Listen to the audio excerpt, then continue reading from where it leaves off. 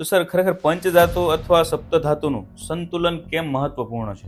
પંચતત્વો એટલે કે જલ, આકાશ, વાયુ, અગ્નિ, પૃથ્વી આ જે છે એનાથી લોકો આજે કેટલા દૂર થઈ ગયા. હું ઘણી બધી લોકોને કહું છું કે તમે પ્રકૃતિથી દૂર થયા એટલે તો વિકૃતિ આવી. Yes yes. આજે ઘરમાંથી તમે નીકળો, ઓટલા પરથી ઉતરો એટલે તમે ગાડી પર બેસો છો, ઓફિસ પર જાઓ છો, ઓફિસ માંથી આવો છો એટલે પાછા તમે ગાડી પર આવો છો, ઘરે આવો છો. યસ. તમારો જમીન સાથેનો પૃથ્વી તત્વ સાથેનો સંપર્ક જ નથી.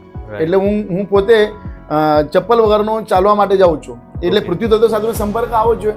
Right right. રાત્રે હું ટેરેસ પર જાઉં છું, આકાશમાં બેસું છું જેથી મારો આકાશ સાથેનો સંપર્ક આવો જોઈએ, અગ્નિ સાથેનો સંપર્ક આવો જોઈએ જેથી હું જ્યોતનો ત્રાટક કરું છું ઓકે. યા તો અગ્નિહોત્રી કરું છું. તો આ જળ, આકાશ, વાયુ, અગ્નિ, પૃથ્વી એની સાથેનો સંપર્ક માણસનો આજે તૂટ્યો, પ્રકૃતિ સાથેનો સંબંધ તૂટ્યો એટલે વિકૃતિ આવી, એ રોગોના સ્વરૂપમાં આવી. એટલે પંચતત્વનું સંતુલન એ પણ હું પેશન્ટોને કરાવું છું. ઓકે. મારા હોલિસ્ટિક હેલ્થ પ્લાનની અંદર રોગો અનુસાર, પ્રકૃતિના અનુસાર એને આકાશ એટલે કે વાયુ માટે વાયુ લેવા માટે ટેરેસ ઉપર જઈને કેટલી વાર માટે બેસવું જોઈએ, ઓકે.